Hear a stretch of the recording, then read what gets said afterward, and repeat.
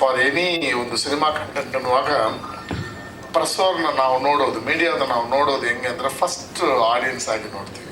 ಅವ್ರು ಏನಿಲ್ಲ, ಅವ್ರು ಖುಷಿಯಾಗಿ ಅವ್ರು ಏನು 4 ಮಾತು ಹೇಳ್ಬಿಟ್ಟು ಸಿನಿಮಾ ಗೆದ್ದೋಗುತ್ತೆ. ಅದಾದಮೇಲೆ ಸಿನಿಮಾ ಹಿಟ್ ಆದು ಫ್ಲಾಪ್ ಅದು ನಮ್ಮ ಕೈಯಲ್ಲಿ ಇಲ್ಲ. ಬಟ್ ಪ್ರಸವ್ರು ನಮ್ಗೆ ಏನಾದರೂ ಒಂದು ಪುಷ್ ಕೊಟ್ಬಿಟ್ರೆ ಅದು ಆಲ್ವೇಸ್ ಒಂದು ಮೋಟಿವೇಟ್ ಮಾಡುತ್ತೆ. ಅವರು ಆ ರೀತಿಯಲ್ಲೇ ಆ ವರ್ಡ್ ಸ್ವಲ್ಪ ಆ ಕಡೆ ಈ ಕಡೆ ಹೇಳಿದ್ರು. ಸಪೋರ್ಟ್ ಅನ್ನೋದನ್ನು ಚಪ್ಪಾಳೆ ಅನ್ನೋ ಒಂದು ವರ್ಡ್ ಹೇಳಿದ್ರು. ಅದು ನೀವು ಸೀನಿಯರು, ಸೊ ಅದರಿಂದ ದಟ್ ಕ್ಯಾನ್ ಬಿ ಬೈಪಾಸ್ಡ್ ಅನ್ನೋದು ನನ್ನ ಇದು. ಅದನ್ನು ಮೀರಿ ಸುಬ್ರಹ್ಮಣ್ಯ ಸರ್ ಥರ ಯಾರಾದರೂ ಹರ್ಟ್ ಆಗಿದ್ರೆ on behalf of the team ನಾನು ಅಪಾಲಜೈಸ್ ಕೇಳ್ತೀನಿ. ಓಕೆ, ಈಗ ಹಗ್ಗ ಬಗ್ಗೆ ಮಾತಾಡಬೇಕಂದ್ರೆ ಒಂದು 5 ಮಿನಿಟ್ಸಲ್ಲಿ ಮುಗಿಸ್ಕೊಂಡ್ಬಿಡ್ತೀನಿ. ಎಲ್ಲರೂ ಮಾತಾಡಿದ್ದಾರೆ ಆಲ್ರೆಡಿ. ನಾನು ಅನುಪ್ರಭಾ ಮೇಡಮ್ನ ಒಂದು ಪ್ರಾಜೆಕ್ಟ್ ವಿಷಯ, ನಾವಿಬ್ಬರು ಒಂದು ಪ್ರಾಜೆಕ್ಟ್ ಮಾಡ್ತಾ ಇದ್ದೀವಿ.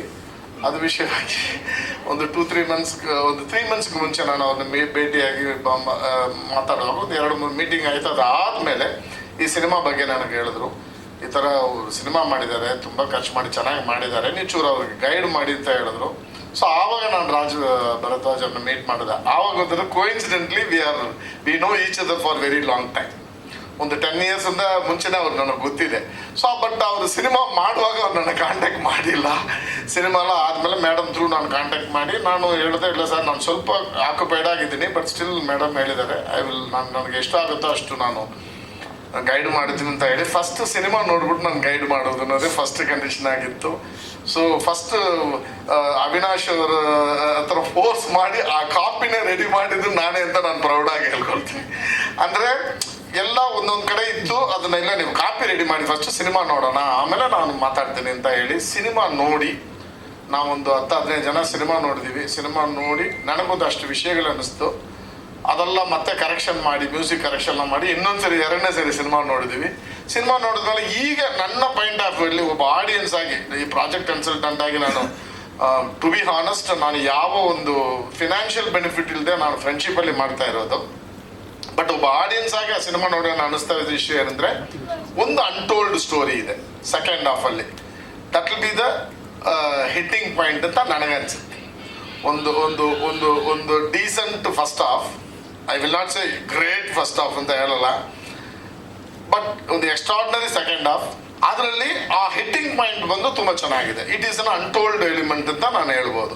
ಸೊ ನನಗೆ ಇಷ್ಟ ಆಗಿದ್ದೆ ಆ ಪಾಯಿಂಟ್ಗೋಸ್ಕರ ನಾನು ಪ್ರೊಡ್ಯೂಸರ್ನ ಅದನ್ನ ಹೇಳಿ, ಸರ್ ಈ ಪಾಯಿಂಟ್, ಈ ಒಂದು ಎಪಿಸೋಡ್ ಅನುಪ್ರಭಾ ಮೇಡಮ್ ಎಪಿಸೋಡ್ ನಮ್ಮನ್ನ ಕಾಪಾಡ್ಬಿಡ್ಬೇಕು sir, which was not told in Kannada ಇದರಲ್ಲಿ. ಆದರೆ ಇದೇ ಪಾಯಿಂಟನ್ನು ಇಟ್ಕೊಂಡು ಒಂದು ಕಂಪ್ಲೀಟ್ ಫೀಚರ್ ಫಿಲ್ಮ್ ಮಾಡಿದ್ದಾರೆ. ಭಾರತರಾಜ ಸರ್ ಮಾಡಿದ್ದಾರೆ, ವಿಚ್ ವಾಸ್ ಒಂದೇ ನ್ಯಾಷನಲ್ ಅವಾರ್ಡ್. ಆ ಎಲಿಮೆಂಟನ್ನು ಇವರು ಇಟ್ಕೊಂಡು, ಓಕೆ ಇಟ್ಸ್ ಫೀಸ್ ನಿಮ್ಮೆಲ್ಲರೂ ಕೊಟ್ಟಿದ್ದೀನಿ, ಈಗ ಮೀಡಿಯಾಗೆ ನೀವು ಹುಡುಕ್ಬೋದು. ಈಗ ಆ ಎಲಿಮೆಂಟ್ನ ಬ್ಯೂಟಿಫುಲ್ ಆಗಿ ಇಲ್ಲಿ ಒಂದು 45 ಮಿನಿಟ್ಸ್ ನಿಮ್ಮ ಎಪಿಸೋಡ್, ವೆರಿ ಇಂಟ್ರೆಸ್ಟಿಂಗ್ ಎಪಿಸೋಡ್. ಅದೇ that should be the thing and climax of course. So ಇದು ಇಟ್ಕೊಂಡು ನನಗೆ ಸಿನಿಮಾ ಇಷ್ಟ ಆಯಿತು. ನನ್ನ ಕೈಲಿ ಆದಷ್ಟು ನಾನು ಮಾಡ್ತಾ ಇದ್ದೀನಿ. ಅದು ಚಂದ್ರ ಹೇಳಿದ್ದು ಏನಂದರೆ, ಅಮೆಝಾನ್ ವಿಷಯ ಹೇಳಿದ್ದು ಏನಂದರೆ, ನಾನು ಅಮೆಝಾನ್ಗೆ ಆಲ್ರೆಡಿ ಕಲಿಸಿ ಒಂದು ಲೆವೆಲ್ಗೆ ಅವ್ರು ಸಿನಿಮಾ ನೋಡಿ ಒಂದು ಬೇಸಿಕ್ ಅಪ್ರೂವಲ್ ಅಂತ ಒಂದು ತೊಗೊಂಡಿಟ್ಟಿದ್ದೀನಲ್ಲ, ಅದನ್ನು ನಾನು ಚಂದ್ರ ಹತ್ರ ನಾನು ಶೇರ್ ಮಾಡಿದ್ದೆ. ಅದನ್ನೇ ಅವರು ಅದನ್ನು ಹೇಳಿದ್ದು. ಅದೇ ಥರ ನನಗೆ ಜನರಲಿ ಒಂದು ಸಿನಿಮಾ ಗೈಡ್ ಮಾಡುವಾಗ ತುಂಬ ಪ್ರಾಕ್ಟಿಕಲ್ ಆಗಿರ್ತೀನಿ.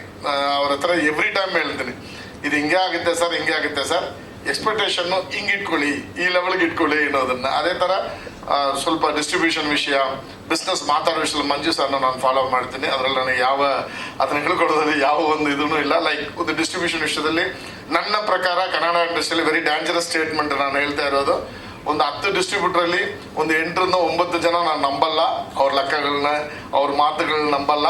ಆದರೆ ನಾನು ನಂಬೋ ಒಬ್ಬ ಡಿಸ್ಟ್ರಿಬ್ಯೂಟರ್ ಚಂದನ್ ಸುರೇಶ್. ಅವ್ರ ಹಾನೆಸ್ಟಿ ನನಗೆ ಇಷ್ಟ, ತುಂಬ ಕ್ಲಾರಿಟಿ ಇರುತ್ತೆ. ಹಂಗಂದ್ರೆ ಬೇರೆಯವರೆಲ್ಲ ಇಲ್ವಾ ಅಂತ ಕೇಳಿದ್ರೆ ಅದಲ್ಲ ನನ್ನ point. Chandan Suresh is very honest, ಅಷ್ಟು ನನ್ನ ಪಾಯಿಂಟು. ಸೊ ಅವ್ರನ್ನ ಇಂಟ್ರೊಡ್ಯೂಸ್ ಮಾಡಿದ್ದೆ ಮಂಜು ಸರ್, ನನಗೆ ಇಷ್ಟ ಆಯಿತು. ಅವ್ರ ಜೊತೆ ಒಂದು ರೆಗ್ಯುಲರ್ ಆಗಿ ಸಿನಿಮಾಗಳು ಡಿಸ್ಟ್ರಿಬ್ಯೂಷನ್ ಮಾಡುವಾಗ ಚಂದನ್ ಸುರೇಶ್ ಅವ್ರಿಗೆ ಸಿನಿಮಾನ ತೋರಿಸಿದ್ವಿ. ಅವರು ಒಂದಷ್ಟು ಒಪಿನಿಯನ್ ಹೇಳಿದ್ರು. ಎಲ್ಲ ಮಾಡಿ ಫೈನಲಿ ಸಿನಿಮಾ ರೆಡಿ ಇದೆ. ಈಗ ಟೀಸರ್ ಲಾಂಚ್ ಮಾಡ್ತಾ ಇದ್ದೀವಿ. ಮಾಡಿ ಪ್ರಾಬಬ್ಲಿ ಆಗಸ್ಟ್ 19th ಆ ಥರ ರಿಲೀಸ್ ಪ್ಲಾನ್ ಮಾಡ್ತಾ ಇದ್ದೀವಿ. Over all cinema I will say it's a very ಒಂದು ಡೀಸೆಂಟ್ ಫಸ್ಟ್ ಹಾಫ್, ಅದನ್ನ ಅರ್ಥ ಮಾಡ್ಕೊಳ್ಳಿ. ಒಂದು extraordinary second half, particularly extraordinary second half ಅಂತ ನಾನು ಹೇಳ್ತಾ ಇರೋದು ಅನುಪ್ರಭಾ ಮೇಡಮ್ ಎಪಿಸೋಡ್ ಪರ್ಟಿಕ್ಯುಲರ್ಲಿ. ಇದು ನನ್ನ opinion. You may differ also. ಇದು ನಾನು ಸಿನಿಮಾ ಒಬ್ಬ ಫಸ್ಟ್ ಟೈಮ್ ನೋಡಿರೋನಾಗಿ ನನ್ನ ಒಪಿನಿಯನ್ ನಾನು ಹೇಳ್ತಾ ಇದ್ದೀನಿ.